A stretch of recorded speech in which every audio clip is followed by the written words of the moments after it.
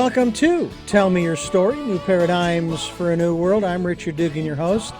Really do appreciate your joining us here every Sunday at 7 a.m. and 7 p.m., Monday mornings at 1 a.m., as well as our special edition of Tell Me Your Story, Wednesdays at, got a little hair on my hat here, Wednesdays at 9 a.m. Here on this fine station. We stream live at richarddugan.com. And we also have podcasts at SoundCloud, iTunes, TuneIn Radio, Spotify, Stitcher, Player FM, Blueberry, iHeartRadio, Amazon Music, and many other locations. We hope that you will listen and also watch these interviews because we have a YouTube channel. And it is Tell Me Your Story. Just look for the guy with the black hat, or moderately black hat, depending upon your resolution and color scheme. We hope that you are enjoying these programs, and we hope that you will subscribe to either the YouTube channel and or your favorite podcasting location. We really are excited about the fact that in just over 3.5 years, we have 44,000 listens through the statistical information that's given to us from SoundCloud, which is our primary podcasting location. I'm just very grateful, very, very grateful for those who have listened and who will listen as well. Our program today, I think you're going to enjoy, as I usually say on every program, but quite honestly, I enjoy every program because I enjoy doing these programs. Today, we are going to be talking about an organization, a website, and so forth that is there for all of us. It's there to support us, and we're going to find out what kind of support that is. Tristan is with us from a website entitled Elemental Growth, and it's elementalgrowth.org. We'll be linked to that website as well. And Tristan, thank you so much for joining us on the program. I'm looking forward to not only introducing you to our listeners, but also what your organization and group is all about, what you're doing to make this a better place for all of us. Well, thank you. I really appreciate the opportunity to be here. So, go ahead. Oh, no, you, please. All right. So tell us a little bit about elemental growth. We're going to start from the ground and work our way up to learn about your organization, which again, folks, the website is elementalgrowth.org. So we are talking about a nonprofit. We're also talking about an organization that is located in Canada. Am I correct? That's correct. All right. So give us that background on what it's all about. Okay, so as I'm sure many people have noticed, ever since the pandemic, things such as opioid overdose, suicide rates, everything has skyrocketed dramatically, depression rates. And unfortunately, the main healthcare system, be it in Canada or the States, North America, I'm only in Canada, so I can't speak for worldwide, but I would suspect worldwide, is very inadequate with handling, what's going on. And what we're seeing, and what there seems to be a large group of people who require assistance, are people who are trapped in this never-ending rabbit hole of pharmaceutical drugs. And people who, they get addicted to antidepressants, or they get addicted to caffeine, they just get addicted to these horrible chemical substances that are absolutely everywhere, and it causes side effects. And then, well, there's a magic pill for the side effects, but then that pill has side effects, and it just snowballs completely out of control, and people are getting sick. Cancer rates are skyrocketing. And what we have found is safe alternatives to all these pharmaceutical and really nasty legal drugs that are killing all these people. And essentially, to make it simple and concise for everybody to understand, is we help people who are like this is our niche. People who are looking to free themselves from pharmaceutical drugs, free themselves from caffeines, food addictions, sugar, video game addictions, addictions in general. And what we coach people through is people who are using psychedelics in their life already and how to use that as a tool to, I may even be bold enough to say, substitute things like antidepressants and these other hard pharmaceutical drugs and, opiates. From there, we do a very large scale of topics and areas that we coach in. We have business mentorships. We offer Reiki energy training. And yeah, just to keep it concise, it's primarily teaching people to have a natural alternative, a natural method to align themselves to what the planet intended us to be as human beings, to eat properly through efficient food and nutrition, not the kind of stuff that you get at McDonald's, no fast foods, actual food that you grow and that the earth provides for you.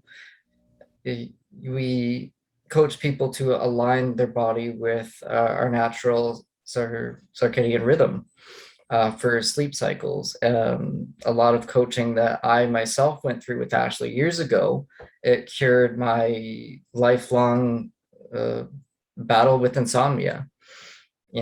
I met Ashley originally as a client about 3 years ago. And through that process, I was obese, and I've lost 55 pounds with her. I've taken my life back into control through the kind of techniques and coaching that Elemental Growth offers. And that's essentially how I became a coach, as I have been through the process. And I know the methods, and I know for a fact that they work. I've gotten healthier, I've gotten myself stable. I no longer suffer from depression. I no longer suffer from insomnia. I'm free of addictive behaviors. I'm free of addictive substances. I don't even drink coffee anymore. And I just have a very productive life. And again, to surmise what Elemental Growth does and offers is this life altering experience to the people who we coach. Well, I know that for myself, for a good portion of my 61 years, and probably the last 30 or 40 or so, but most importantly, the last year especially, I have tried to remember what came to mind when I was 15. When the thought occurred to me that what I need to be concerned about what I'm putting in my body, because down the road, it's going to have an impact. It's not just an immediate thing, it's down the road. And I use this example. I used to work at a transmitter site in Phoenix, Arizona. And of course, sun tea is a really big deal. You love to make sun tea. So, and I found out about this tea. It's called Yerba Mate Royale. Had a nice little sweetness to it. It wasn't sweetened, but just the Yerba Mate Royale mixture had this sweet flavor to it. And I would make sun tea. I would get this gallon container, fill it with the tea and the water, put it outside the station and let it heat up for the day. And I loved drinking it. It was delicious. And I remember one day I decided for lunch I was going to have delivered a pizza. And I had it delivered from one of the major national chains. And I had that pizza along with the yerba mate. And not to be overly graphic, let's just say that the pizza did not stay in my system very long. And I intuited that it was the yerba mate that said, Get it out of here. It doesn't belong here. And one of the problems we have, especially in this country, and you have acknowledged your issue with weight, is, and I would love your opinion on this. I've thought about this, and I've asked people about this as well, and I'd love your observation.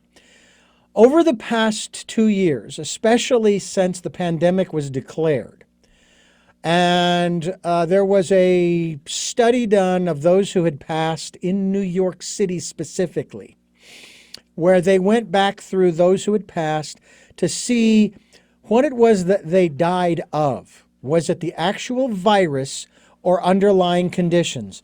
And according to the study, the research that was done, 99.9% of those who had died up to probably July or August, maybe even into September of last year, died of underlying conditions like diabetes, heart disease, high blood pressure, and the list goes on. Mm-hmm.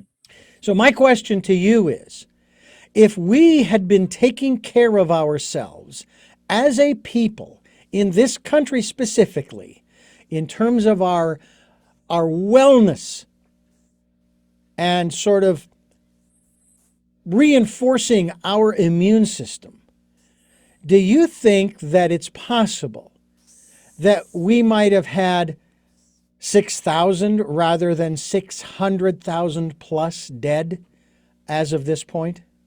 Because our immune systems would be able to fight off pretty much any attacker.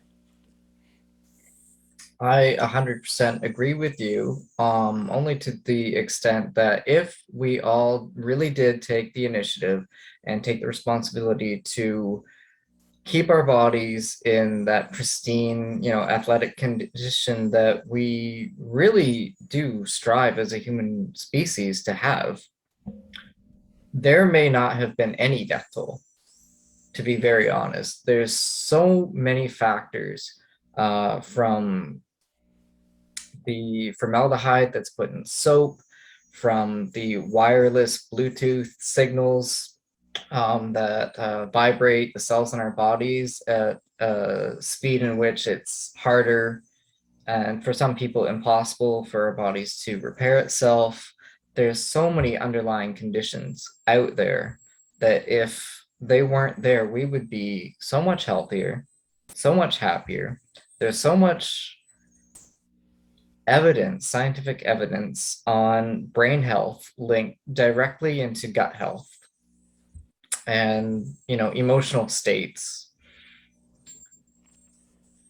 And yes, I mean, 100%. Our bodies are very much, I'd like to use a car metaphor. Mm-hmm. We get a vehicle to which it gets a flat tire, and society is taught patch the flat tire, plug the hole, fill it, or, at the most, replace the tire. But nobody's looking at what's on the road that keep popping the tire in the first place. Mm-hmm. And eventually, there's so much wear and tear that the whole car completely gives out. And, if you think of our bodies like a car, if you don't maintain it and you just run it ragged, and you don't patch up the damage that's done from bottoming out potholes, you don't do the proper maintenance over time, your car is just going to quit on you. And people are going to give the excuse, well, it's old age. But the fact of the matter is, and I like using cars as a metaphor, because you see these old antique cars from the 20s and 30s, and they're still going to this day because the owners take the time, they take the initiative to do that maintenance. And the fact of the matter is, through food, through wellness, nutrition, fitness, like there's no excuse that we should have a society where our children are expected to die before our parents due to illness, ailments. Mm-hmm. Again, obesity, I'm gonna judge you're probably within a few year age bracket from me. So as you would know, obesity was like all the talk, all the rage when we were growing up. It was the first thing that people saw going through the roof. Yeah. and then it was cancer, and now it's diabetes is running rampant. Our immune systems are failing to the point where even sexual diseases are starting to run rampant. And to give you it's a mature topic for sure, but the fact of the matter is the vast majority of people have herpes dormant in their blood system, and testing for like herpes, it can't give you an accurate statement because everybody has it. Mm-hmm. It's a normal thing. And what we're seeing, or what the world is seeing, is our immune system is starting to have these reactions to things that we're supposed to be immune to. And yeah, it's all factored into health, and probably over 90% of it really is about what we're consuming. Yeah. And your comment with the pizza and the tea is something that I've heard Ashley say numerous times, and something I'm seeing in myself the more that I've been through this, is the more your body is cleansed and purified from these toxins, the more your body starts to realize it doesn't want it and it will reject it. Mm-hmm. It's very similar to if you have a mediocrely mediocre health style, and say you don't eat candy, you don't eat a lot of sugar, and then it gets to the point where you notice if you eat a few chocolate bars, you feel really sick afterwards because your body's like, what is this? Mm-hmm. Get it out. I don't like it. And the healthier you are, the more your body will tell you and guide you in what it needs. We're talking with Tristan of elementalgrowth.org. We certainly hope that you will go to that website. We will be linked to it as well so that you can continue your, as we like to say here, Tristan, your evolutionary process, because that's really what it is. As we continue here on Tell Me Your Story, it is New Paradigms for a New World, and we're discussing health and wellness and a lot of other aspects that I wanted to jump into, but I wanted to ask you about this question. Which is kind of it's a little sensitive for some folks, I know. So just bear in mind, I'm trying to be as respectful, but yet at the same time, we need to talk about it. Mm-hmm. You know that they're making engines to burn cleaner and cleaner, as well as going to electric and so forth, hybrids. I'd love for them to really invest in hydrogen vehicles, hydrogen engines, which what comes out of the exhaust pipe is water. Water comes out of the exhaust pipe. But that aside, the internal combustion engine over the years has been made to burn the gasoline cleaner and cleaner and cleaner. It's not perfect, but it's better, right? I mean, my gosh, you can see from one end of LA to the other now, whereas back in the 70s, you were lucky if you could see across the street. It was so bad. Let's take a look at, as we use this analogy of the car, the automobile, and our bodies. Is there you talked about how our bodies know what our body knows what it needs and what it doesn't need, and it will reject it. It'll flush it right out, as it were, no pun intended. But is there I don't want to use the word diet in this context, but I can't think of any other word, where even though we have the system, the digestive system, from the mouth to the esophagus, the stomach, the small and the large intestines, the colon, and so forth, to eliminate, as well as, of course, the kidneys and so forth. Is there a diet that will minimize the need for elimination? If you understand where I'm going with this, in that whatever we put in our bodies will be maybe 90 or 95% utilized to regenerate the cells, to generate the energy we need to do the things that we want to live out our life's purpose, this kind of thing. Has there ever been a discussion in that regards with you and Ashley and others to try to formulate any kind of regiment, if I can put it in that context, where our bodies will operate more efficiently with less waste? Yes. To surmise that very simply, fermented foods, fermented drinks, sourdough bread, drinks like kombucha are 100% pristine. They're okay. Before I get to that thought, I'll get the first thought that I had out of the way. Natural foods, whole foods, whole grain, whole foods. The types of foods, and when we get a chance to have Ashley on here with me as well, she can explain a bit of her background into how she did her own research to find what food would do this as well. If you have a potato and you can cut it in half, put it in soil, if it regrows the rest of the potato, that's what you want to be eating. Food that you can plant in the ground, that you can grow yourself. The least amount of process, the least amount of ingredients. If you go to the store and you want to get peanut butter, the only ingredient that it should have rightfully is peanuts. If you get peanut butter and it's filled with sugars and additional additives, that's what you really want to avoid. The least amount of ingredients, just basic ingredients, whole foods. When they talk about going grocery shopping, for example, they always talk when you're wanting to do it in a healthful way. If you're not going to a place like, I suppose Whole Foods, we have one here called Sprouts and so forth and so on.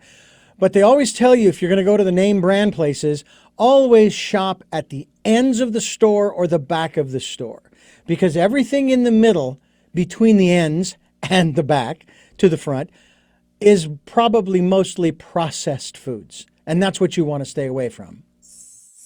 Correct. I don't know specifically if the orientation of where the food's located is the same for all the stores, but yes, no, but in general, the least amount of processed. Yeah. I even heard like this was, and when I say public knowledge, I mean it was announced on the radio by official sources. There's no internet censorship around it. And just a year or so ago, they announced publicly that hot dogs are just as cancerous as plutonium or uranium, one of the two.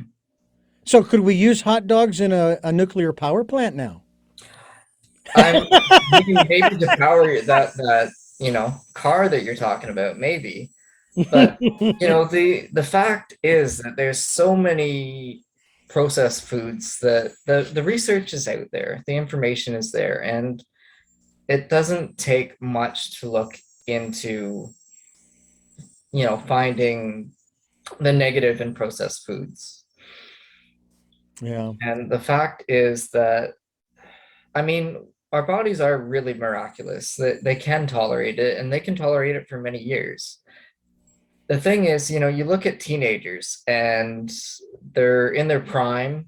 When I was 16, I was accused of being on steroids because I just had so much muscle. I was so strong.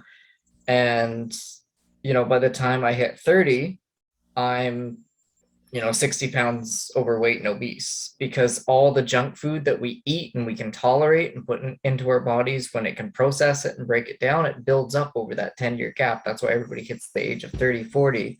And then people realize, we should start to take care of ourselves. But the thing is, it's not just for, when you're middle age. It's not just for when you're over 40. You have to really be in the mindset to maintain yourself the whole time. Yeah. We're talking with Tristan from elementalgrowth.org. We certainly hope that you're enjoying the program, and we also hope you'll go to his to the website with he and Ashley. Be the Change. It is a workbook that you can get a copy of. It's a guidebook, actually. We'll talk about that as we continue here on Tell Me Your Story, New Paradigms for a New World. I'm Richard Dugan, your host, and I thank you for being with us here on the program along with Tristan. And first of all, I want to say, and this is something that's always been of a fascination for me, because I'm always curious. I love the beard that you have. For those who can't see it, you better go to YouTube so that you can watch this video. You've got a great beard, and it's just a beautiful thing. Is that just a preference, or is there? Because I know some people, the facial hair in particular, is sometimes a part of a philosophical regiment, if you will. Um, well, basically, to explain the beard, even you can't see it because it actually keeps going I know. down. I saw another picture I of have you, to and it pan goes down down quite a ways. to keep going here. It's almost 2 feet long, Um, or a foot and a half. yeah, probably about that. I mean, yeah, if you could see it, Yeah. it's the length of my arm. It's there's a few different reasons for it. Some Mhm. of it is philosophical, some of it is psychological. I would even go so far as to say that there is a bit of a conspiracy to it. And just a quick reminder, I do have to jump off for another client in about 5 minutes. All right. But to express the thing with the beard, people with beards are perceived and have been perceived throughout history as people in a position of power. Uh, People who have a beard and a career are expected to be that of lawyers, doctors, surgeons. And if you look at the military, it's only usually the higher ups that are allowed to have facial hair. And the thing is, and I feel that there's a conspiracy to this, is in back in the day, I think they're starting to loosen a little bit with this, but you couldn't have facial hair. If you worked any kind of mediocre job, it was required that you were clean shaven. Hmm. Only supervisors and managers, they could have a beard. But all the subordinates, they wanted you to be clean shaven. Yeah. Yeah. And I do feel that it is an oppressive technique that they have been implementing on society, trying to teach men growing up that to be a man, you have to look like a little boy. Hmm. Interesting. My beard, of course, came out of an injury. Ironically, I injured my right elbow. I couldn't bend it. And so I couldn't shave. I couldn't shave my face. I couldn't shave my head, which I've been doing for 20 years as solidarity for my wife who had cancer back 20 years ago. Been free and clear of it ever since. Needless to say, so I just let it grow. And I hadn't had a beard for a long, long time. And I thought, well, let's see what it looks like. And as it was growing in, I started to like it. I liked the salt and pepper look. And I thought, once I'm able to bend my elbow, I'll trim it up and I'll get that professorial look. And it'll look impressive. But be that as it may, it's very interesting. And I know we're coming to the end of this particular segment, but let me ask you very quickly to share with us how you sort of explained to us the process that you went through when you first started realizing you needed to make some changes, and of course working with Ashley and dropping the weight and so forth. But how did that come about? When did you connect with Ashley? When did you start this process that brings you to us today? To quickly delve into that, I met Ashley through sheer fate and luck, and I have to just say the stars aligned for it. I met Ashley when I was at an all-time rock bottom low in my life and I say this wholeheartedly to people who believe in yeah, the words of power. Never ever challenge the universe that things can never get worse. Because anytime I ever thought that, it did. And respectfully to say this, I had been through the jail system. I had been very psychologically traumatized by it through a lot of violence that I've seen and witnessed and been subjected to. Mm. I went through a very long court battle to get custody of my daughter, which is joint custody at this point. And, not being able to see my daughter for a long period of time, my health was bad. I had horrible insomnia. I was addicted to pain medication. I suffered horrible migraines, stress rashes on different various parts of my body. Um, when I came out of the jail system, I was severely malnourished and my body rejected being, I was a healthy weight, but I didn't look healthy at all. Mm-hmm. And I then went obese, and I met Ashley when I just absolutely needed her help. And Timing is everything. yeah, and it wasn't a quick process. It took, again, probably a total of 2.5 years to really get everything aligned, because there was multiple issues going on. And I'm just really happy and grateful that I stuck with it. And you really have to be accountable for yourself. There is no quick fix. There is no magic pill, unlike the pharmaceutical industry that they tell you just take this and you're fine. Yeah. It's a lot of work. It's a process. It's not something that you can just have one coaching call and then you're done.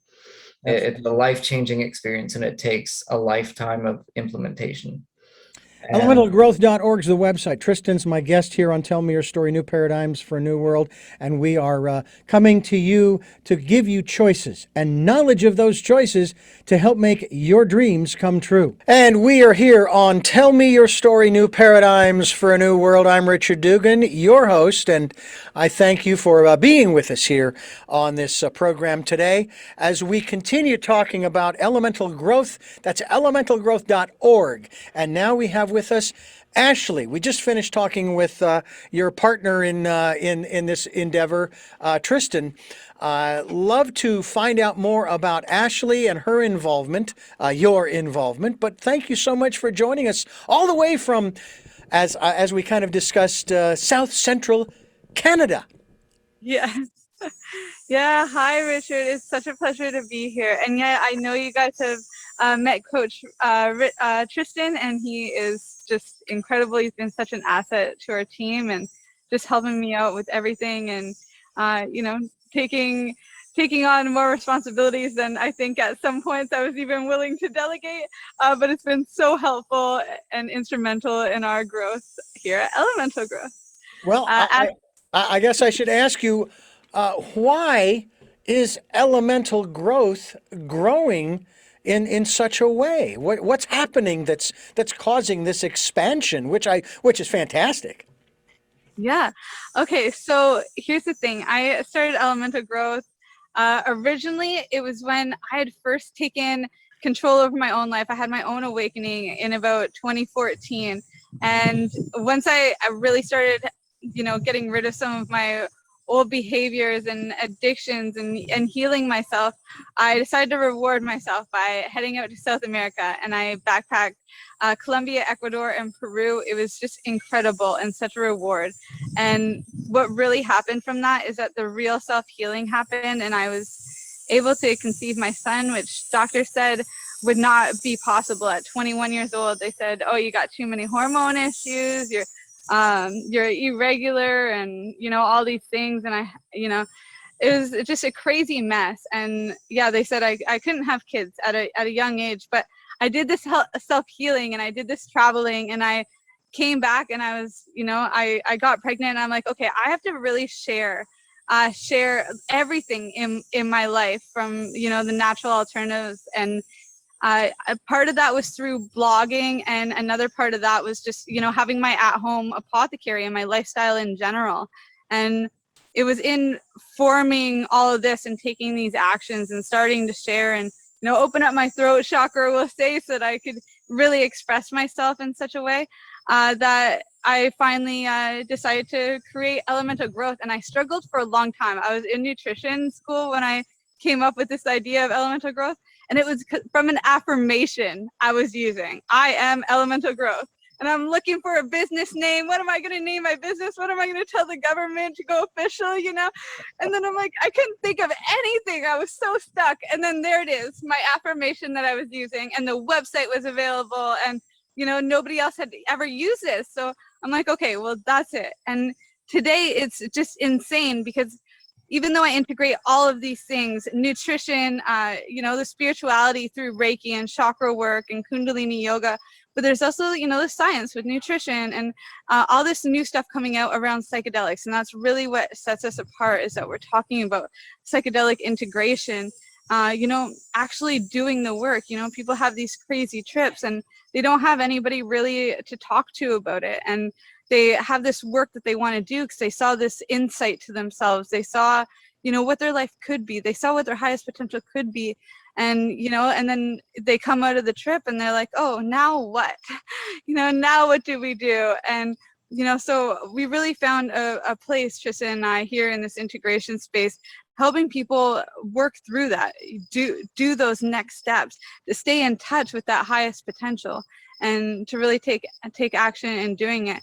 And so I think when it comes to our own growth, one of the biggest things has been that we actually practice what we're preaching. Like, we're out here doing the same work. You know, there's nothing that's separate or just the education. It's all the integration. It's, you know, a combination of it all. And we do provide a community. It's just an inner circle, a smaller inner circle of just people that are like-minded. It's free to anybody can really join. We just ask you hop on a 10-minute call if there's somewhere better that we can send you to, like, fit your unique, you know, whatever it is that you're going through. If there's somewhere else that we can refer you, then of course we will. We'll point you in the right direction. But, you know, if you're, you know, really enthused to be part of our tribe, and then we get you in, and we do our community 1111 on Instagram on Sundays. We have our coaching circles, and we also have a mastermind for entrepreneurs, people that, you know, like me, saw that they wanted to either start writing or expressing themselves through a business or through writing and just sharing their story. And so we offer a place to help people do just that, become sustainable while making an impact in this space, psychedelics and holistic healing and self-healing. So we do offer all that, but really where I started was blogging and writing and just going to school and practicing for myself, and, you know, making a lot of messy mistakes. Well, you know, it has been said in this way, especially when talking about, what do you want to call it, failure or mistakes. The only mistake or failure when one falls down is not getting back up again. Yeah. That's the analogy. And you have a book that's available through Amazon and other locations. Be the Change Guidebook, Elemental Growth Through Nature, Love, Food, and Movement. It's available on Kindle as well. And in this book, you, Ashley, you guide us through a year of transformation. And of course, like the Farmer's Almanac for the human being, this is self-guided. It's a self-guided approach to heal and thrive, a key word we use here on this program, using nature's cycles to nurture the process of change. And this guidebook enables you, the listener and the viewer, to YouTube and SoundCloud and iTunes, as well as the radio broadcast, to integrate the psychedelics and sustainability, the positive lifestyle changes that you wish to manifest. And that's part of what we're all about here on Tell Me Your Story, is bringing new paradigms for a new world, looking for those new ways of living, giving people new choices and knowledge of those choices to help make their dreams come true. And that's really what you're offering. When you talk about elemental change or elemental growth through nature, let me ask you to talk about this. My personal theory, I'll put it that way, is that nature is our greatest teacher. Oh, yes. Yeah, absolutely. And she's definitely been my greatest teacher. You know, I had a rough childhood coming up. I'm so grateful for it. Don't get me wrong, but it was not the easiest thing. There wasn't a lot of foundation there, but where I really found myself and where I found the structure to life and where I found my success was by aligning to Mama Nature, by noticing that no matter how many times that I moved, the one thing that was always consistent was that the seasons always changed. We get 4 seasons here in Canada. It always starts and ends at the same time. The moon cycles, the sunrise, the sunset, our circadian rhythm, all of these things. And that's what I talk about in my book. I actually lay out a year of transformation so that you guys can go through the same process as I did to get myself sober, to integrate psychedelics. This is honestly the same process I still use in my business today. I just align my life to nature's cyclical cycles, and it allows, here's something. One of my teachers in nutrition school, Joshua, he said that the more aligned you are to nature, the better chance you're going to be in the right place at the right time all of the time. And so I see that as synchronicity. And so the more aligned I can be with nature, the more synchronicities I'm going to get, the more gifts I'm going to get in the present moment. Sure, I'm all in. And so I want that for you guys too, because this stuff really truly works. And a lot of issues happen because of this what's called nature deficit disorder. There's some people that are in this space and they talk about NDD for children, but what about the collective as a whole? With the internet today, so many people are disconnected all over the world, and so getting reconnected is such an asset for any kind of growth. It allows you to get the information, the actual intelligence that comes from the soils, that comes from the whole foods, not the fragmented versions that you get through supplements and processed foods. When you're eating fragmented things, you yourself become fragmented. You yourself start, feeling like there's a piece of the picture missing.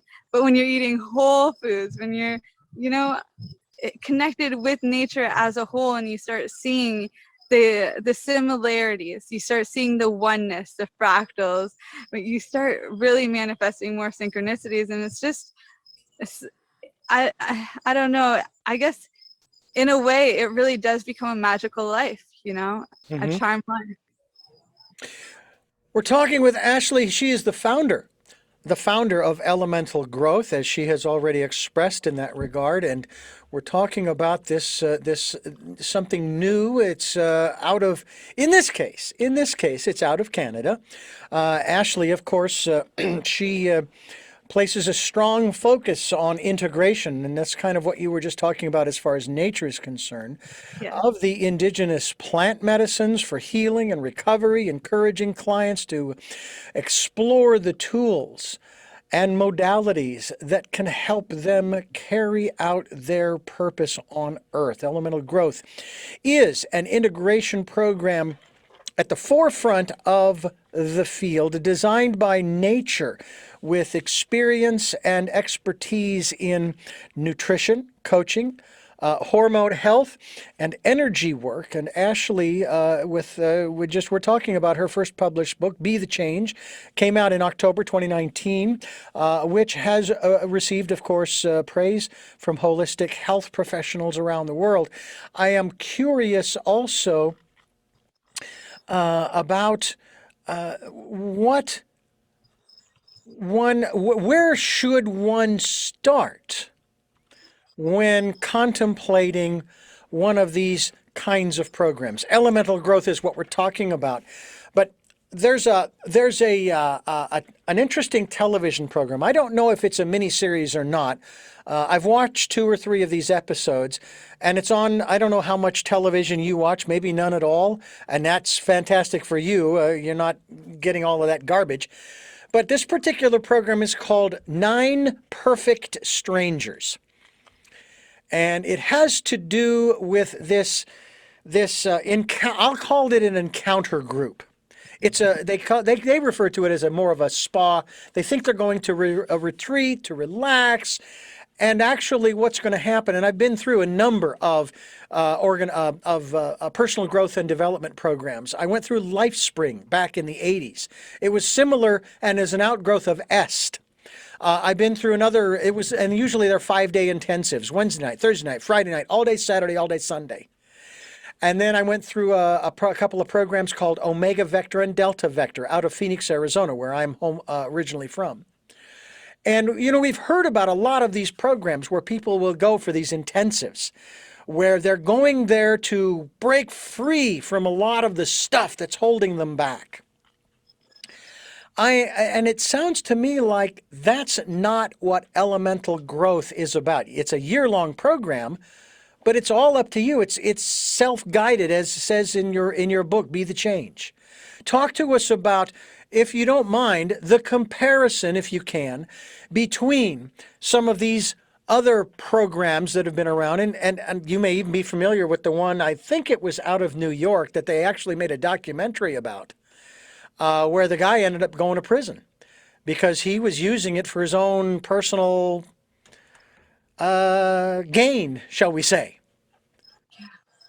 Yeah, so here's the thing, we don't distribute any of the medicine, that's all the other, or the client's responsibility. What we do is we're the guide on the side. Every decision that you make, you can think about it as those choice-based books. It's like we just guide you through it. The main reason why people pay us what they do is because we have a boatload of knowledge, a boatload of resources. We teach you how to use them. We make personalized roadmaps for you. And the biggest thing is we hold you accountable. So, it's like, no matter what, whether you're working with a coach, us, or anybody, life is up to you. It's all your decision. What we do is we teach you how to make decisions. We teach you how to set healthy boundaries. We teach you how to, align your chakras so that you can encompass the willpower, encompass your fuller potential, that highest potential, right? When we're talking about working with entheogens as well. There's also this big aspect of just accountability, and this can be accountability through our community. As we said, we do offer a lot of free programs. Not everything is paid for.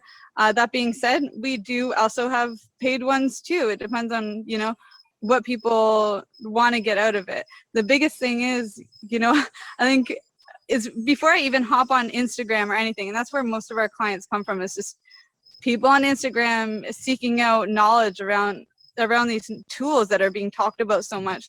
And before we even go on there, we always set the intention. We're here to connect with the people who need our help today. Everything we're doing is with intention.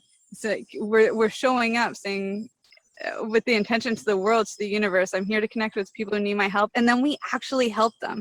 We're doing this work too. That's our one job to do. And that's how it works. And then we teach others how to do that in their own life, how to take action, how to set an intention, how to follow through and really start that programming. And it does take a while. And each person is so unique and so individual. Everybody's got their own story. As you're the collector of stories here. So, you're collecting all these stories, they're all so unique. And so, of course, the formula to thrive in life, our formula with spirituality, with nutrition, with community, with our mindset, it's all so different because we're coming from different places. We take a different set of chemicals to be our best selves. And so we really just use our knowledge and our resources to help you figure out what's best for you, how to make those decisions, how to keep those boundaries, how to hold yourself accountable. You don't need to join any of our programs. You can take the self-guided book, we even have it, I think, on Kindle. It's free, again, and this is accessible to everybody. And so you can guide yourself through it, through the entire year. Just follow the book, follow the moon cycles, do your best to take those action steps, just a couple. If you do the book each year and add in one more of the resources, you are good to go. That's one thing one of my coaches always taught me, was just 1% closer to love every day. And if you can do that, you can do anything. And so, I want to bring that to you. How can you get 1% closer to that highest potential, to that person that you want to manifest, especially if you're working with these medicines, or if you've had a crazy life-changing experience, maybe maybe you have some grief going on in your life. Maybe you lost a job. Maybe you lost somebody that you care about. Maybe you're coming out of the army. Maybe you're coming out of jail. Maybe you're coming off of, you know, a 30-year drinking binge, or 40 years smoking cigarettes, you know, whatever it is, that's really life-changing stuff. And so we are just here to help, however that may be. And everybody is so different. It's not a Band-Aid solution or any sort of quick fix, you know. We're here for the long term, and we just want to see you grow. Mm-hmm. Where did this information come from? How did this become compiled into the book Be the Change? Okay, so actually, sorry, my son's right here. Sorry. That's all right. That's not a problem. Hey, we've had all kinds of animals, dogs and cats on the program as well, who will actually walk right in front of the camera. Yeah. We're talking with Ashley. She is with Elemental Growth here on Tell Me Your Story, New Paradigms for a New World. And we certainly hope that you will continue to follow us and her, for that matter, and listen to these programs that are available. And they're available Sundays at 7 a.m. and 7 p.m., Monday mornings at 1 a.m., streaming live at those times at richarddugan.com. Don't forget about the special edition of Tell Me Your Story, New Paradigms for a New World. It's Wednesdays at 9 a.m. Pacific time. We have podcasts on SoundCloud, iTunes, TuneIn Radio, Spotify, Stitcher, Player FM, Blueberry, iHeartRadio, Amazon Music, and a lot of other locations. We hope that you will listen. We are on YouTube, where you can watch these interviews. I hope you'll subscribe to both the podcasts and to the videocasts as well. And we've got a lot of listeners. We've got a lot of viewers, and we are so grateful for those of you who are doing just that. So you come across to me as being very young.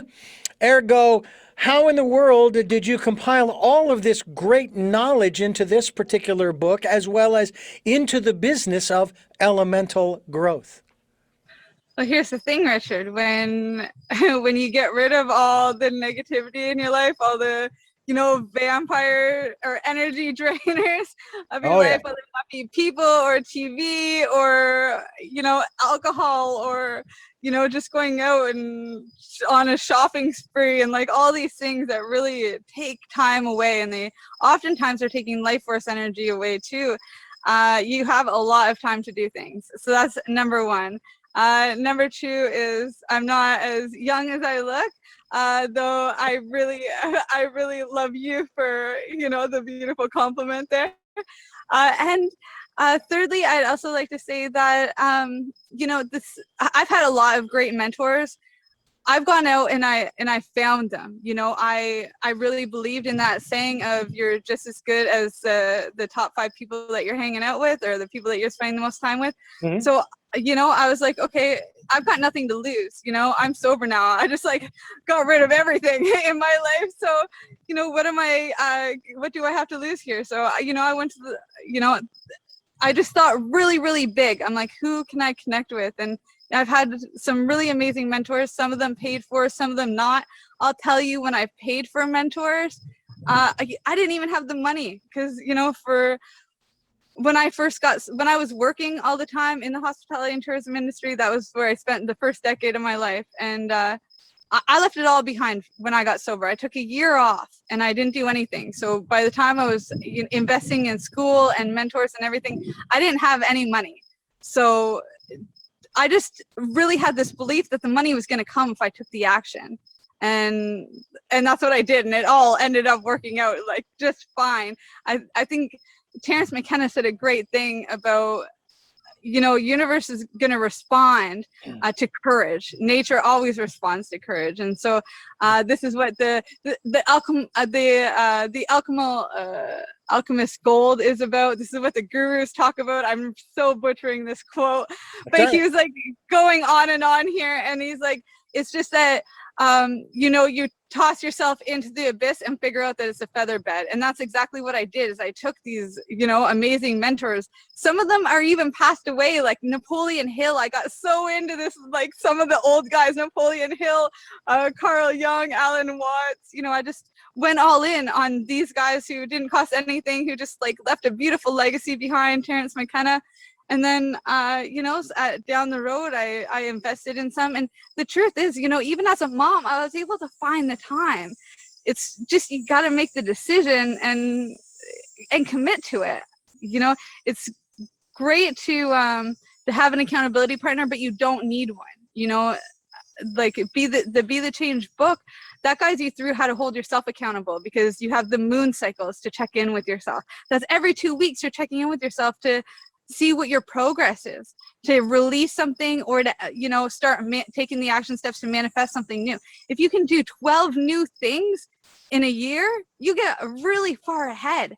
It does come to structure though, and I think in culture today, a lot of that power has been taken away with the disconnection to nature, to see things in that light, and to allow yourself to have that structure instead of the 9-to-5 structure or the wake up and drink Starbucks structure. Yeah. We're talking with Ashley, who is the founder of Elemental Growth, elementalgrowth.org. We will be linked to your website also, Ashley, so that people can find out more. Reminder that you can find the book, Be the Change, on Amazon and other locations as well, and find out more about her and the work that she and Tristan, who was our guest at the front end of the program, talk about. At elementalgrowth.org. I'm curious also about your obviously your past, your growing up. You said it was not an easy childhood and so forth.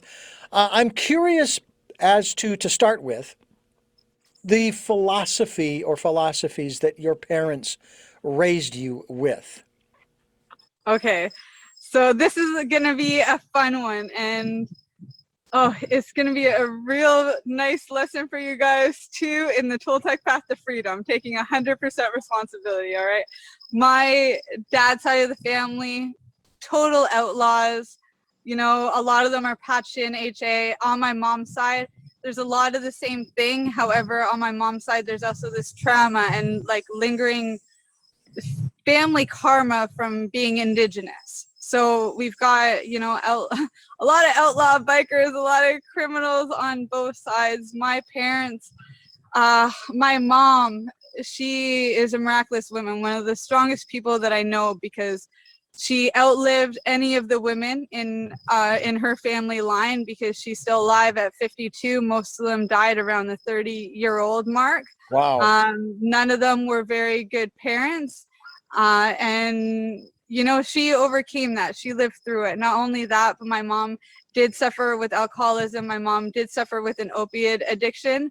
And she overcame both of those with the use of cannabis. My mom is, doing pretty good. She loves helping people too, and with the use of cannabis. And really, even though she wasn't the best for structure or for showing me life experience, or like showing me how to live life, I guess, her way of teaching me was pretty incredible and unique, and I wouldn't ask for anything else, because I know 100% I wouldn't be where I am right now if it wasn't for that. I would have these crazy night terrors, and she would teach me how to control the lucid dreaming. She just had these insights into some things that, I wouldn't be able to navigate life the same way without. And, the way that she would punish me, it wasn't like, I went to Catholic school, right? I'm not that. I always challenged everything. So I got kicked out all the time. All the time kicked out because I'd ask questions. They don't like that. And yeah, she would never really give me trouble for it. But if I was home for a detention or a suspension or anything, it was, okay, well, bring your friends over. You guys have some jobs to do. You have to build a paddock for the horses. You got to do a pond. Or it was something in nature, something that was hands-on, a way to, get that energy out. She encouraged me to do art. And, she even had a ceramic shop at one point in time where, I had the privilege to run it and really indulge into my artistic and creative abilities. So she didn't oppress me in some of the ways that I hear from even some of my clients, and that I can see from some of my other family members, the way that they were. And And my dad as well, he wasn't around so much. They didn't get along very well. But I also moved out really young at 14 years old. So even though he wasn't a big part of my childhood, I was, neither was my mom 100%, because I guess I was raised by another family, an adoptive family. My adopted family, I was with them from 1 year old to 8 years old. And, my parents still came and saw me, but I mainly had, those years to learn how to love and learn a little bit of foundation and see the value in that. So it gave me another unique experience separate from my parents only.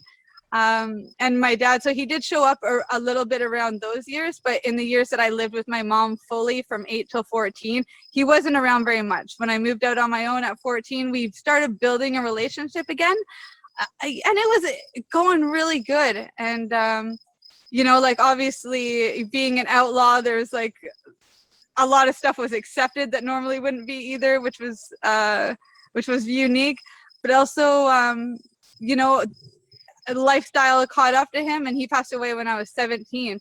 So in losing a parent to an opiate, and to opiates and to the lifestyle like that, I knew to come back to nature.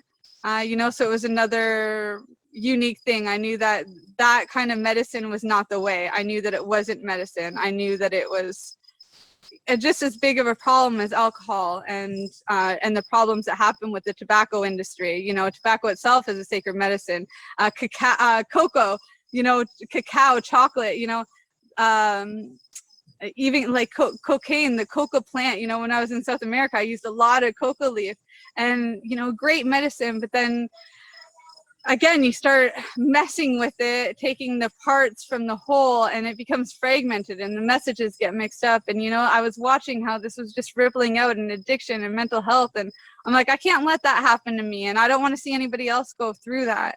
And so I made a commitment there, go back to nature. There was a lot of traumas, but I'm grateful for every single one of them. I'll tell you that. And it's about taking 100% responsibility too, because you'll see the patterns and you'll see what work it is that you have to do, but to have that vision, it helps to have some tools to help liberate yourself and a community to, help hold you accountable too. We're talking with Ashley, founder of Essential Growth. Essentialgrowth.org is the website. Be the Change is the book. And we certainly hope that you will consider the possibilities that are being presented to you here today, the choices that are being presented to you today here on Tell Me Your Story. I'm Richard Dugan, your host, and I thank you so much for being with us here on the program, for sharing this time with us, both Ashley and I, as we talk about these things. I want to ask you now about this aspect of the psychedelics. Now, certainly we could go down the wonderful laundry list of those that, of course, we heard about in the 60s, from the 60s and 70s and so forth. But, and of course, even when I was in school, whether it was grade school or high school, I knew that some of my peers were indulging in these different things. And it wasn't that it was illegal and I'd get in trouble. It just didn't interest me. However, I have been introduced to, primarily through a DVD and conversation with others, about one in particular, and I watched this documentary on ayahuasca.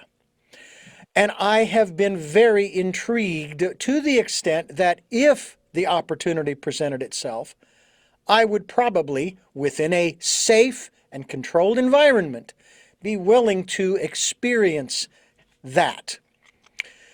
Based upon the experiences that others shared in the context of this documentary. Talk to us about the role and or importance or unimportance of psychedelics, and which ones would you, I don't want to say recommend, but would you, that you, under the umbrella of elemental growth, would consider to be beneficial to one's personal growth and development towards a thriving life? Yeah. So I always like to say, psychedelics are not for everybody, but there is a plant in nature that is for everyone. So, you know, we all do have this unique set of chemicals it takes to be our best selves. And you got to find out what that is for you. So, you know, for somebody, it may be psilocybin. For somebody else, it may be cannabis. For somebody else, it's the adaptogenic herbs or the Ayurvedic herbs. You know, maybe it's just the superfood list, or, you know, adding some more kale to your diet. You don't really know until you start doing the experimentation. I love what you said, though. You made a great point there about if you're opening yourself up to ayahuasca, and if it presents itself to you under the right circumstances, then you're willing to take it. And that's how I've been my whole life. You know, it's not, you know, it's not that I put myself in this position and, you know, made myself do mushrooms and made myself like go look for all these things. They literally come to me. Okay. This is not me going out hunting. I love foraging for medicines, but it's not always psychedelic medicines. I just love herbology as a general rule of thumb. I love wild food in general. But when it comes to psilocybin, I've been working with psilocybin for 17 years and it comes to me. You know, and when I was called to work with Cambo, it was the same thing. I saw frogs everywhere. I spent time in South America and I didn't even know about this medicine. And then next thing you know, there's frogs everywhere. And I was working with a coach at the time that said, I'm not the frog, because frogs bring medicine. So I was seeing frogs everywhere, and I told my coach, I'm like, I think you're the frog totem. I really feel that you're the one bringing me healing. And he's like, no, you're not seeing the frog for me. You're seeing the frog for Cambo.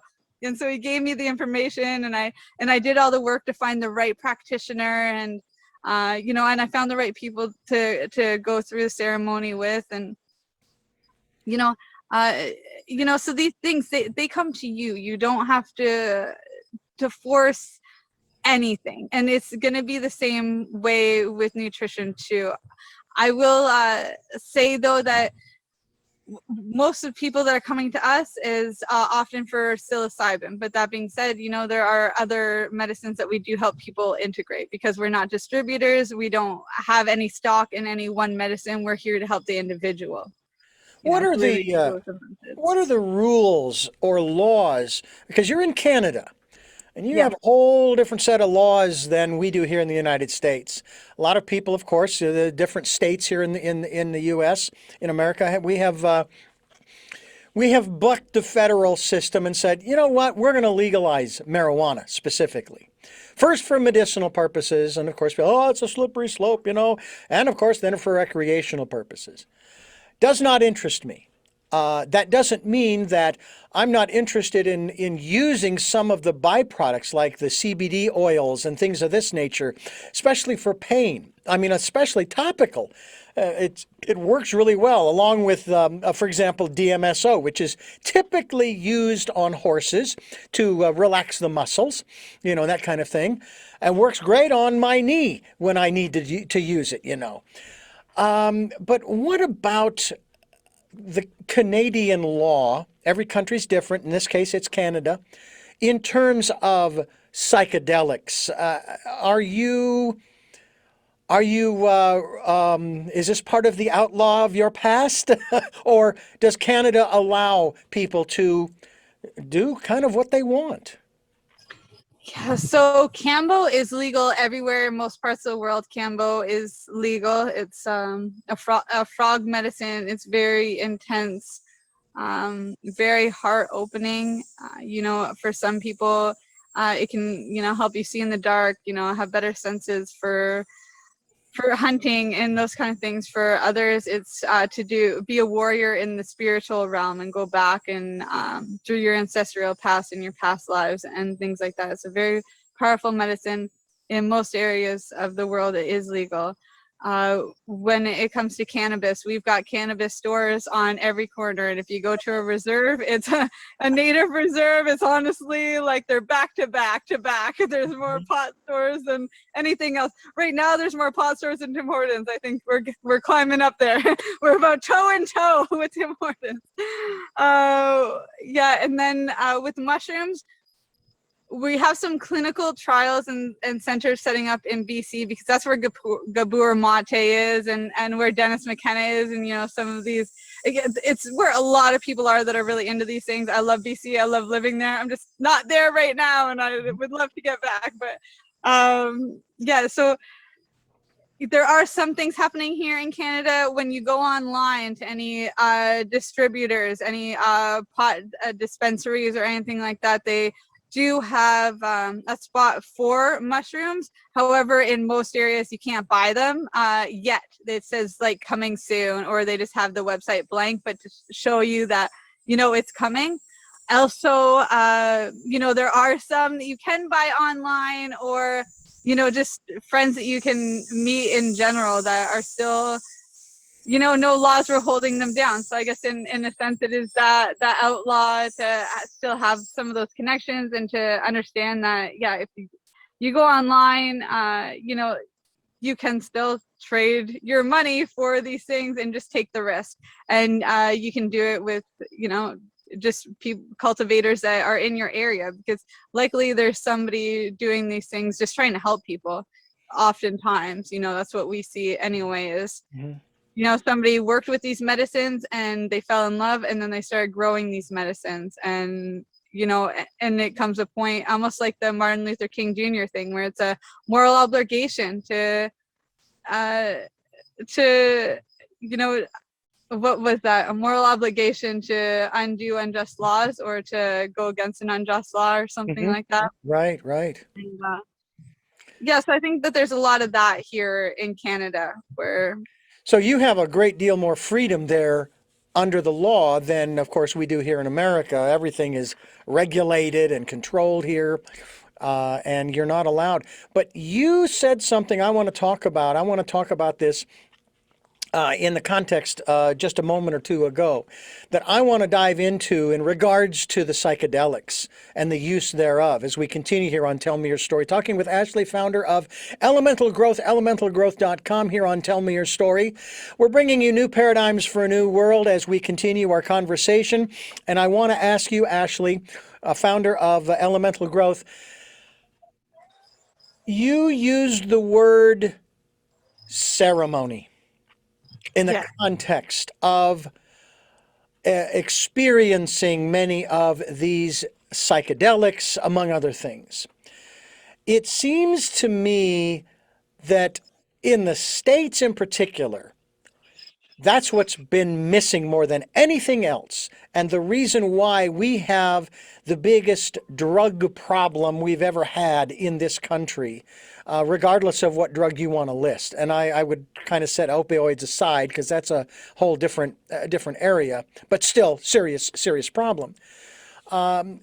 Is that a main focus for you and Elemental Growth in terms of teaching people how to experience these different substances? Or in many cases, maybe it's not a substance. Maybe it's just experiencing oneself and making a space, a safe space, and so on and so forth. Yeah, absolutely. I think the second one is it. You know, we really do help people live more intentionally. Setting a ceremony and, you know, preparing for a psychedelic ceremony, or it would be the same as preparing for a yoga experience. It's the same oftentimes how I'm teaching people how to clean their house and how to prepare their food with loving intention. You know, if you're going and you're smoking a joint or a bong every day, you know, how to set intention before using that. Even, you know, if you're having coffee in a day, set an intention that, you know, this coffee is going to provide you energy, and this coffee is going to give you the antioxidants it needs to get through, and then whatever superfoods you're adding in there, right? So please tell me if you're using some of those. You're adding in the mushrooms and the dandelion and stuff, right? And so you have all the benefits from that, and you're just talking through life and you're present with it. And, you know, so we really do teach a lot about intentional living, and I do really see how much of a difference, you know, these little actions, these little mindset shifts, you know, really ripple out in all areas of life. And when it comes to actual ceremony, the reason why we call it ceremony is because it really is a sacrament. You know, anything from nature is, you know, it's all a gift. The present moment is a gift. Any food that's on your plate is a gift. Even if you're paying for it, it's a gift. It wouldn't be there, if it wasn't for you in some way. So just say thank you for being in the right place at the right time for the right reason. I didn't always have intentions like that, and my world drastically changed once I started. And same with in just using any psychedelic. When I started again aligning it with the moon cycles, aligning it with the equinox and the solstice, these things made a huge difference. That doesn't mean I'm using psychedelics twice a month with every moon cycle, or 4 times a month with every moon cycle, and I'm not using them every three months either, with every time the season changes. I'm using them when I'm called to, but those are often the dates that I'll prepare for, to make it more sacred, to have a little more intention, to get the most benefit out of it. There really are these powers that we can tap into as we get more into alignment like that. Our guest here on the program is a certified Reiki master teacher, a certified integrative nutritional health coach, certified hormone health coach, certified coaching master. You must have a heck of a big wall to put all these certifications up on a wall. She also is training and education in hospitality and tourism, as she mentioned before, at what was it, Georgian College, Reiki from Love in a tiny township, Ontario, the Institute for Integrative Nutrition in New York City. So you actually have made it to the States, as it were. I got family in New York too, actually. I love it. Yeah. And also high impact coaching in Encinitas, California. So you've been out west. Other experiences we could go through, publications, of course. The big one here is, of course, Be the Change, Your Guide to Elemental Growth, psychedelics, and what is a sociodelic? Yeah, so Sociadelic is an online community full of articles and resources that you guys can access. And I've been writing for them for 2 years. As I said, when I like to go things big, I like to see, if I could be surrounded by anybody in the world, who would that person be? And, if it's somebody who's already been passed away, then I surround myself with their lectures and their books from a past. If it's someone who's still existing, I reach out to them. And so this was just one of those things that I did as well. I'm like, okay, so how do I go big? If I'm going to contribute to the psychedelic community, who's making the biggest waves right now? And that was MAPS. So I reached out to MAPS, and I'm like, okay, I like to write. I want to write articles on psychedelics. And they're like, go to Sociadelic. And I made friends with them there, and I've been writing for them for a few years now, and I just love it. And it's quite funny. It's like we have our own article page on elementalgrowth.org too.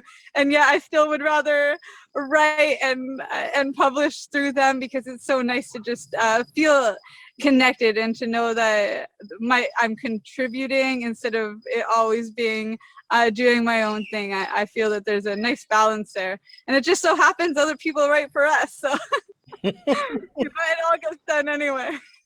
Talk to us about the importance and the role of our still small voice, intuition. And the reason I bring that up is because we have been promoting now for the last couple of years, actually September of 2019, we started promoting the Year of Perfect Vision 2020.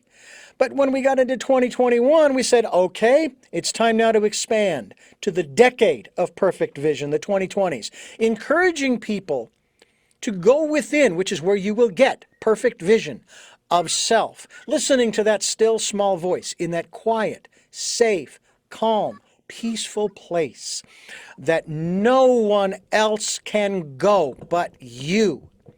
I remember thinking if I could find that one place on the planet where I could go and just be by myself for a period of time and not be bothered by anything. And then I realized that if I could find that place, then so could everyone else.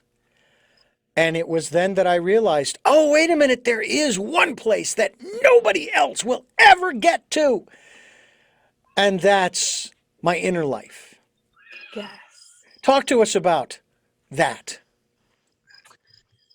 But our intuition. Okay, so I'm going to do a little lesson on the chakras here. Your intuition is usually in your lower chakras. These are the elemental chakras, your root chakra, your sacral, your solar plexus, and your heart. And it's once you really tap into this intuition that you actually get to express yourself fully. Be able to speak your full truth and tap into that authentic self that we're all craving to be more of today, because it is quite an artificial world in so many ways, with artificial food and all the stuff going on with social media and video games. It's like, what's real anymore? The graphic effects they have on movies, pooh, it's almost better than real life sometimes. And so when we're working with our chakra system, we're able to tap more into this intuition. So you can do this in so many ways. Some people say through yoga, some it's essential oils, some it's eating the rainbow of foods. One thing I like to just say is get back to the elements. So the root chakra, that is the earth element. The sacral chakra, the second one up, just below your belly button, that is the water chakra. Think, what are some ways you can get in water? Is it crying? Is it sweating? Is it, drinking some water that you infuse with Reiki love? Or, what is it having a shower and then pouring tea all over yourself and letting that soak in, or soaking in an Epsom salt bath. We also then get into our solar plexus chakra. This is our real power source. This is oftentimes is the intuition. It is our willpower. And for this one, this is the fire. So this is getting out in sunlight. This is moving your body, releasing all those, all that energy, all that stagnant energy, detoxing the inflammation that gets stuck in our bodies. And so you move it out. And then we come into our heart, and this is the air. This is the breath work. This is the introspection. This is the point where we get to forgiveness and start to feel love again, and just open that up. And so when it comes to intuition, I feel that connecting to the elements is really the best way to do that, because then you're doing the work of releasing and aligning, and you can listen a little bit more when you're in touch with your body. If you're not doing anything and you're just asking for intuition, it's likely you have reprogrammed yourself so many times not to listen to that voice. So if you want to make that little voice a really loud one, you've got to reprogram. And that comes from the self-care, that comes from the knowing, that comes from taking responsibility and saying, I want to be in alignment. I'm ready to give myself a new foundation. I'm ready to be secure, and I'm ready to protect myself, and I'm ready to feel happy, and I'm ready to express some self-discipline and my willpower, and I'm ready to love again. And and then that little voice turns into a really big one. Yeah. We are talking with Ashley, founder of Integrated Growth, and that is a .org, integratedgrowth.org, and we encourage you to go there. We'll be linked to her website, and we certainly hope that you will take advantage of that link here on Tell Me Your Story, as we bring you choices and knowledge of those choices to help make your dreams come true. Here with Ashley, you opened the door to this one, and I hope you still have a few more minutes left with us. I want to ask you about something that I want to dovetail off of a phrase that you use, and that is getting in touch with our bodies, our physical bodies. Talk to us about the aspect of sexuality in relation to all of this. Many people use sex as an outlet. They think that's their expression. One of the things that I heard from a metaphysical level, though, there is nothing that has been created on this planet by man that was not created through sexual energy. And I really do believe that. But talk to us in light of what elemental growth is all about. in terms of our sexuality as human beings, male and female and etc.? Yeah.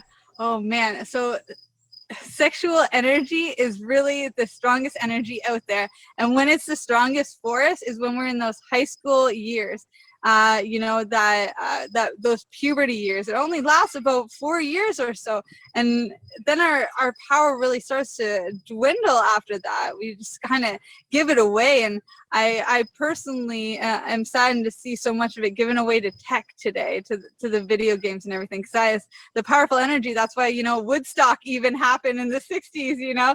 Those were all teenagers like, oh, I'm doing my thing, and it's so powerful, and we forget. But that's energy we can still tap into, and it's the sacral chakra that actually harnesses our sexual energy, and it's in this chakra, actually in this area, that both the male has the reproductive organs and the females do too. This is also where the womb is for the baby to be born, our greatest creation as a woman, as a man too in most cases.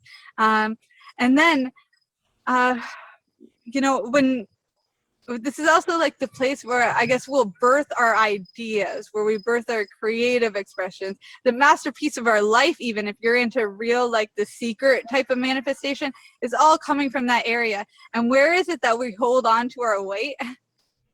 In that same area, right? And so it's a sign that, if you've got work to do, to tap into that energy, start with that area. And you'll notice that once you actually start expressing yourself in a right way, and you tap into that creative flow, that all that weight just really starts slipping away. It detoxes out. What you do in one area of your life, you do in all areas of your life. It ripples out.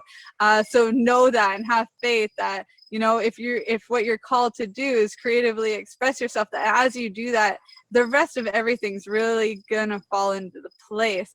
Here's a block though that comes up so often, is we're in this generation of porn, we're in this generation of masturbation, and it's like, and everything is sexually suggestive, even for kids, superheroes, and oh my God, the TV shows that are available today, it is insanity to me. Some of it, I believe, is even criminal.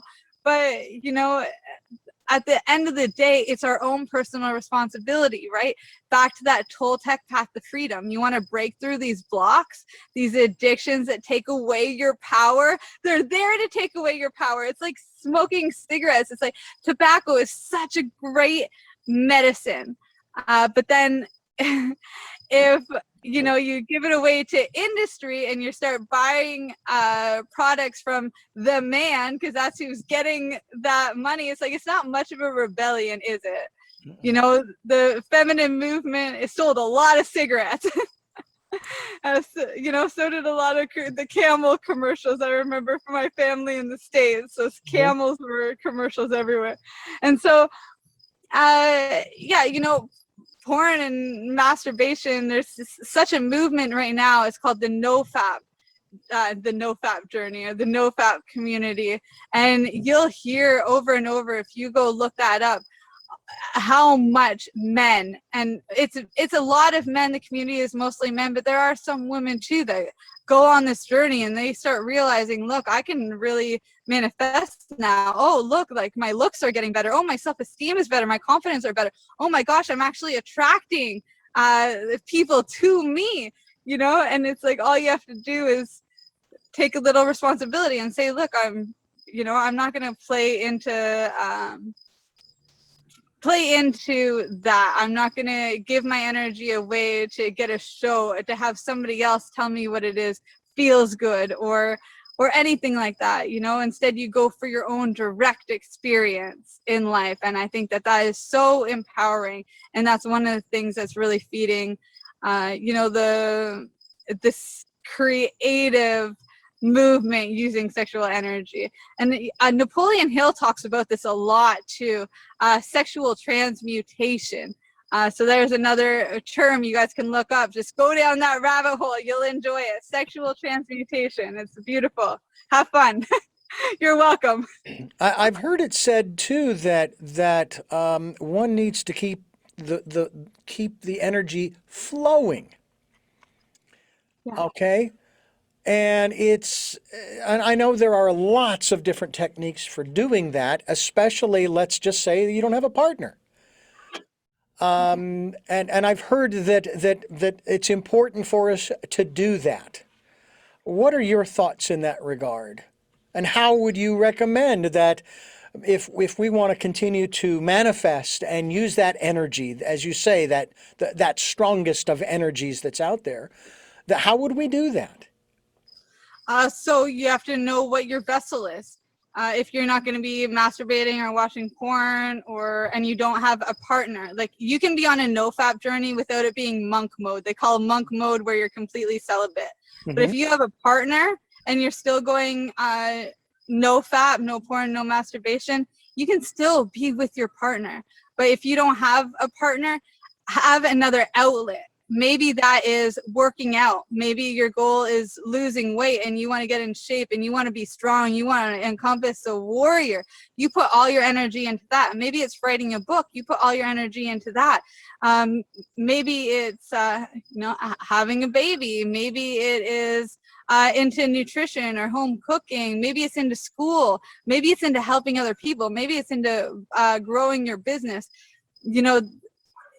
You start getting more clarity when you make any kind of decision towards personal development. And so as long as you've got that vessel, you'll find your flow. And you got to remember, however, that it's a practice. The best resource I can give you for this is this small, tiny book. There's no excuse not to read it. And it's by Stephen Pressfield called The War of Art. He did a second book that's called Going Pro. So he is probably the best resource when it comes to resistance and when it comes to, owning your creative flow that I could give you guys. We'll have to check into that. Absolutely. Well, Ashley, I want to thank you so much for joining us here on the program. It's been a great pleasure to have the opportunity to talk with you and talk about the business that you've started. And it sounds to me like it's more than a business. This is your life. Elemental Growth, elementalgrowth.org is the website, which we are linked to as well. And I certainly am very thankful to have met you as well as Tristan and the work that he does as an alchemist, which is very cool. Has he been able to generate gold yet?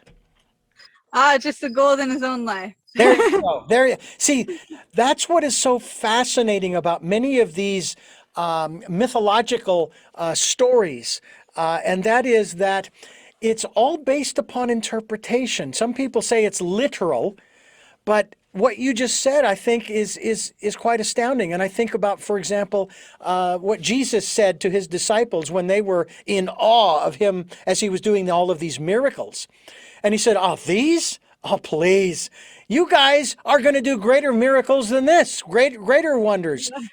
And my personal belief is that greater miracle, greater works, as the phrase is actually, is transforming your life. And that's part of what you are all about, in transforming your life and the lives of those who connect with you. Yeah, I couldn't have said it better myself. I totally agree. Thank you so much for giving us so much time, which we really do appreciate it. All the way from Canada. My pleasure. Yeah, thank you so much, Richard. This was really such a pleasure. I'm so glad we had this opportunity to connect and, to share with each other, do this collaboration. So thank you again. You are very welcome. I do have 3 final questions I like to ask all of my guests. Yeah. And I will ask those of you here in just a moment. But first, I want to let our listeners and viewers know that this program is here on Sundays at 7 a.m. and 7 p.m., Monday mornings at 1 a.m., our special edition on Wednesdays at 9 a.m., streaming live at richarddugan.com, podcasts on SoundCloud, iTunes, TuneIn Radio, Spotify, Stitcher, Player FM, Blueberry, iHeartRadio, Amazon Music, and many other locations. And we are also on YouTube, the YouTube channel Richard Dugan, and Tell Me Your Story. Just look for the guy with the hat. And we hope that you will subscribe. If you are also interested in being a part of the work that we are doing to try to bring guests such as Ashley to the program, Ashley and Tristan to this program, to discuss. Sometimes it's a difficult conversation for some to listen to, and I understand that. We try to do it as respectfully as we can with the subject matter that we get into. And hey, I take full responsibility from the standpoint that the universe is asking the questions, folks. I'm just along for the ride, okay? I'm the universe's mouthpiece. At least I'd like to think that I am. So if you'd like to be a part of what we're doing and you'd like to support us financially, we do have a PayPal account for your security as well as ours. All you have to do is go to your PayPal account or go to PayPal. And if you want to send us a contribution, some support for what we're doing, just put in the email address richard@richarddugan.com. That's richard@richarddugan.com. And I also want to remind you to participate, please participate in the Decade of Perfect Vision, the 2020s, as we encourage you to go within, to listen to that still small voice and spend some time in that safe, quiet, peaceful, calm space. We hope that you will do just that. With all of that being said, my first of 3 questions to you, and since I don't have your last name, I will just stick with the first name. Who is Ashley? Who is Ashley? Oh, I am Elemental Growth, the affirmation that brought you Elemental Growth. No, who am I? What a question, right? We want to identify, I'm a parent, I'm an entrepreneur, I'm a whatever, but at the end of the day, I'm always changing. I'm not just one thing. I'm the integration of multiple experiences, multiple trainings, multiple people that have just influenced my life. And on some level, I like to encompass parts of, just as, a lot of Christians want to encompass the Christ consciousness. I want to encompass many of my mentors and, authors that have influenced my life. And, so I really am an integration of many things. I'm not just one thing. I'm not just one person. I'm a vessel, I will say, similar to you, just a vessel for the questions, Mm-hmm. What is it that you hope to or want to achieve through the work that you are doing now?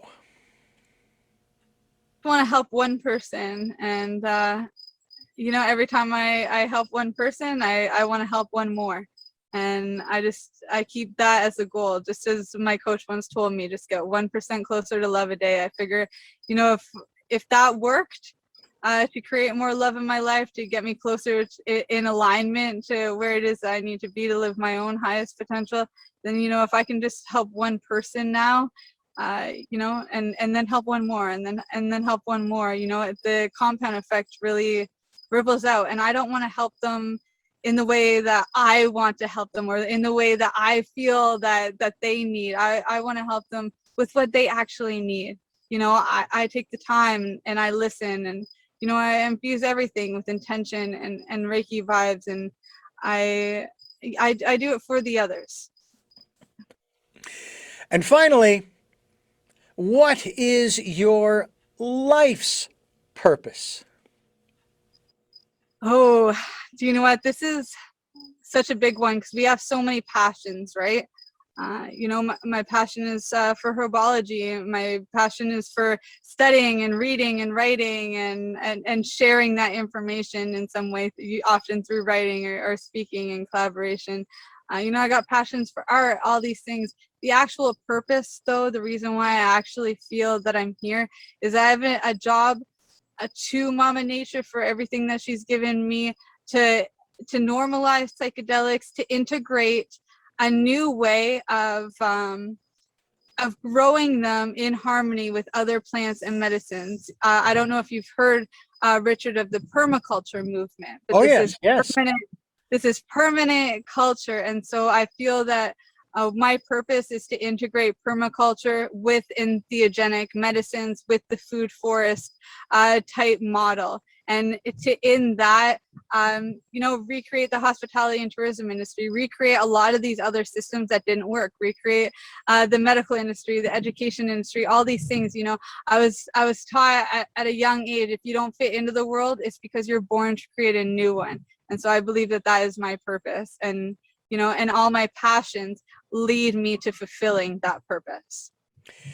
Well, one of our goals is to look for those new ways of living. All you have to do is look around. The old ways do not work. And I loved what one of my guests said in that regard to the institutions that were there.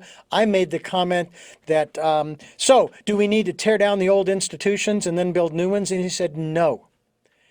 He said, you build the new institution that makes the old one obsolete. Yes. Oh, I love it. It's like the crowding out method that we're taught in nutrition school too. It's not always about depriving yourself and taking out all the carbs. Instead, it's about adding in the superfoods so that your body doesn't even crave those things or need them because it's got the nutrition it needs.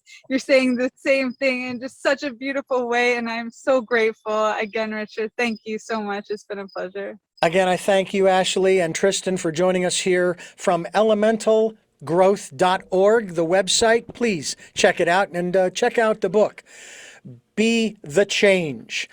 And we hope that you will continue to check out Tell Me Your Story, New Paradigms for a New World. We are giving you choices and knowledge of those choices to help make your dreams come true.